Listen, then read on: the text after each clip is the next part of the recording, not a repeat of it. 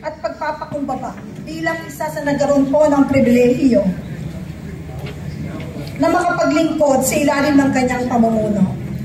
At bilang dating pinuno po ng National Parks Development Committee at kalaunan po bilang Undersecretary ng National Anti-Poverty Commission. Alam po ninyo, sa panahon ni Pangulong Duterte, malinaw sa amin ang pamahalaan ay hindi para sa sarap at pribilehiyo, kundi po para sa sakripisyo at katapatan. Ipinatupad niya ang no gifts policy at wala kahit isa sa amin ang nangahas na gumawa ng katiwalian. At kung sakaling may bintang ng korupsyon, kahit po hindi totoo, maniwala kayo sa hindi, automatiko, dapat magbitiw. Ganito kataas ang pamantayan, ganito katindi ang disiplina. Mapunta naman po tayo sa National Anti-Poverty Commission. Nakita po kung paano tiniyak ni Pangulong Duterte na may tuwirang boses ang mahihirap at lalo na yung mga nasa laylayan. Hindi dumadaan sa politika, hindi dinadaan sa palakasan, direktang naririnig at tinutugunan ang kanilang mga pangangailangan.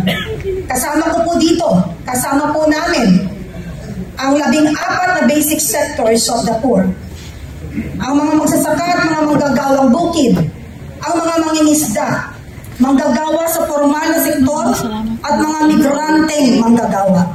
Manggagawa sa informal na sektor, ang mga kababaihan, kabataan at mga estudyante, mga bata, ang mga senior citizen, persons with disabilities, ang mga katutubo at kultural na pamayanan, mga biktima ng sakuna at kalamidad, ang urban poor, nakatatanda at kooperatiba.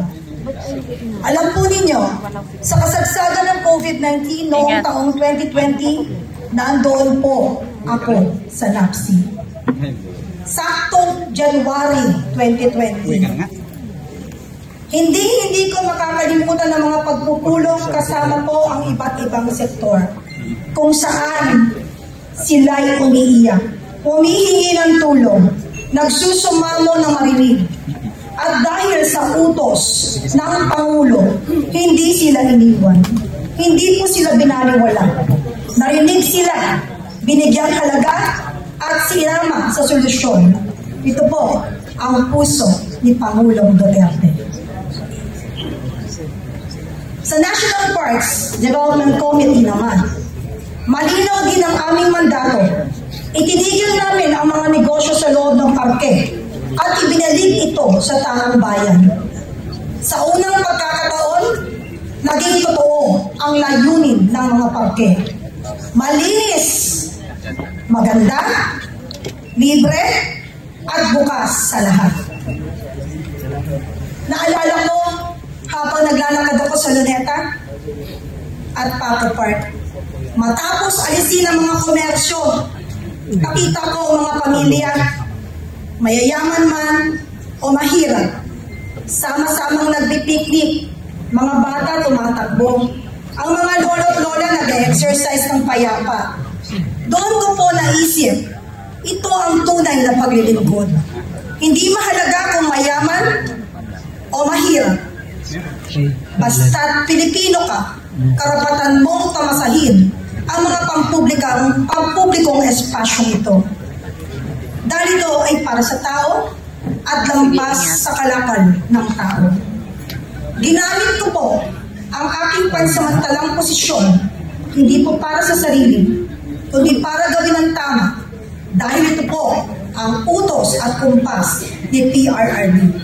Gawin ang tama, panindigan at manindigan sa tama. Ang pamumuno ni Pangulong Duterte ay hindi tungkol sa kaginhawaan, kundi sa tapang. May lakas ng loob siyang lumaban para po sa kapayapaan. Tumindig sa panahon ng gulo at ipaglaban ang ating soberanya sa harap ng buong mundo. Ang kanyang pamanay hindi lamang nasa mga pulisiya o infrastruktura. Ang tunay niyang iniwan ay ang pagbabagong kultural sa pamahalaan. Mula sa pribilehiyong tungo sa paglilingkod, mula sa katiwalian tungo sa katapatan, mula sa pansarili tungo sa bayan. Habang ginugunita natin ang ika-5 buwan niya sa dahil, mga kababayan, tandaan po natin, ang pamana ni Rodrigo Roa Duterte ay hindi lamang isang kwento ng isang tao, kundi kwento ng isang bayan na natutong ang gobyerno ay pwedeng maging malinis, ang pampublikong espasyo ay pwedeng maging libre, at ang mahihirap ay pwedeng magkaroon ng direktang boses. Ipinagmalaki pong naging bahagi ako ng pagbabagong ito, at sa ngalan ng kanyang pamana, patuloy tayong manindigan para sa tama, laban sa mali, at para sa sambayanang Pilipino. Marami pong salamat. Mabuhay ang Pilipinas.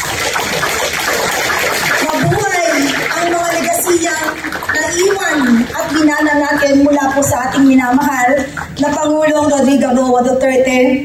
At nandito tayo hindi po para makinig, kundi namnamin at isa puso at ibahagi sa ating mga kasama na ang pamana niya ay hindi lamang dapat pakinggan, kundi dapat po nating tularan at panindigan para po sa sambayan ng Pilipinas. Maraming salamat po at magandang gabi po sa inyo.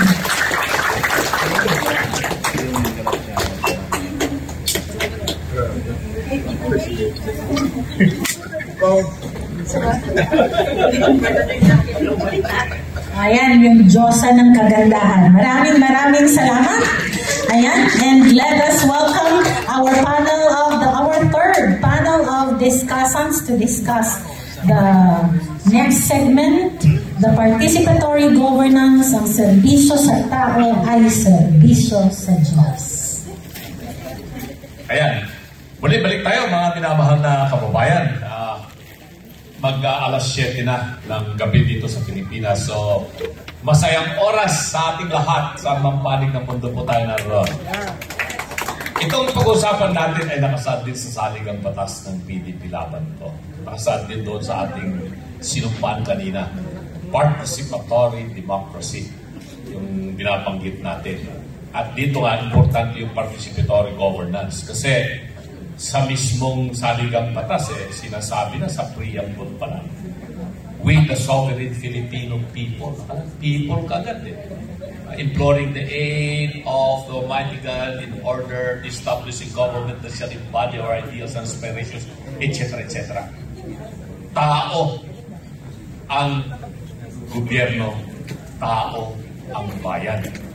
Kaya nga, ang serbisyo ng bawat nasa pamahalaan, dapat serbisyo sa tao.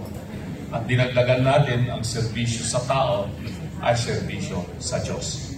Yan ang paniniwala ng PDP Laban.